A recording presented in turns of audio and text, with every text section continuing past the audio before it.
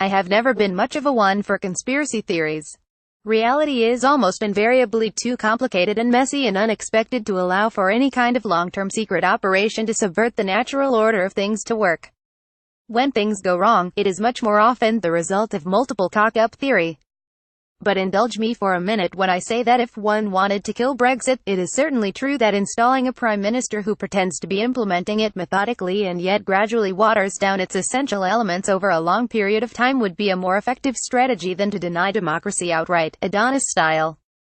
So there will undoubtedly be hardline Brexiteers who by now suspect that this is the deliberate plan of Theresa May and those who surround her, to give little bits of ground time and again during a protracted process designed to turn off and demoralize the 17.4 million Brexit voters of 2 years ago. As Mrs. May, we might now ask, adopted her own version of the notorious Manet method, by which the European elite gradually salami-sliced national sovereignty away, taking care not to grab too big a chunk in one go in case the publics of Europe noticed and objected.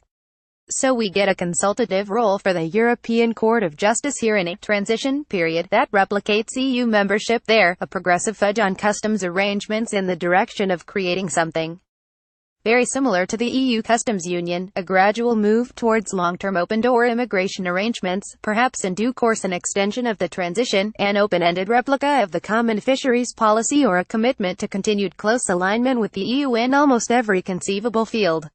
And all the time no hard and fast commitments that we can hold the government to in regard to its proposed end state in areas such as migration, fisheries or trade.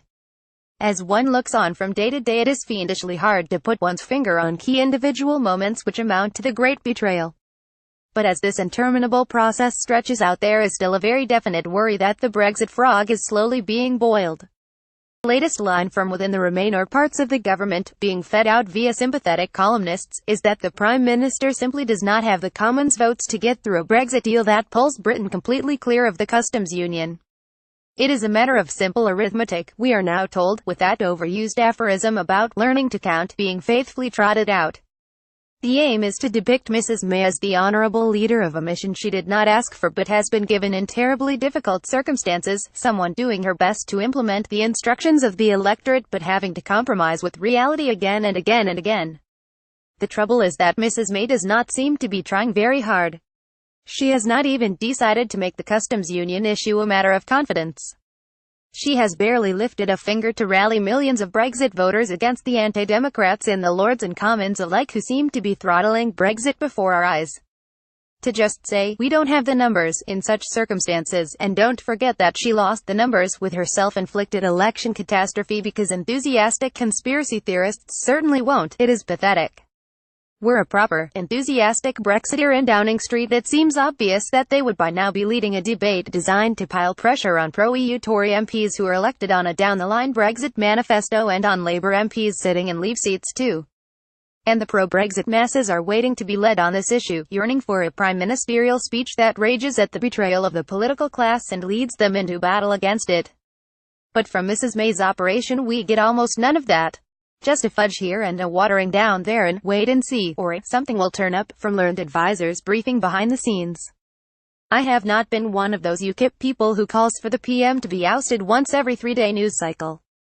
And I am still not calling for that.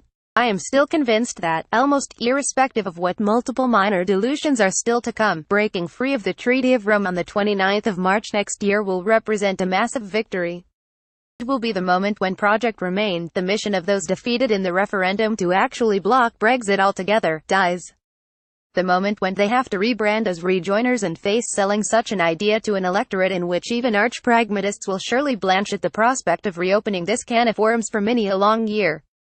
But the big picture is one of Brexit being allowed to drift, of ministers still not making serious preparations for a no-deal departure and therefore progressively making Britain more dependent on whatever Brussels decides to offer us. We learned last week that none of the government's ideas for future customs arrangements will be ready by the end of December 2020. In effect, this means Britain will find itself in the bizarre situation of begging Mr. Barnier for an extension to the transition and no doubt paying through the nose to get it. This is not good enough either. Ministers should come back with the best serviceable idea that will be ready by December 2020 and rally behind it. Otherwise, the Conservative Party risks finding that the electorate will implement its own money method in revenge, turning against it very gradually over a very long time and never forgiving a slow-motion betrayal that may well owe more to cock-up than conspiracy, but is nonetheless infuriating for that.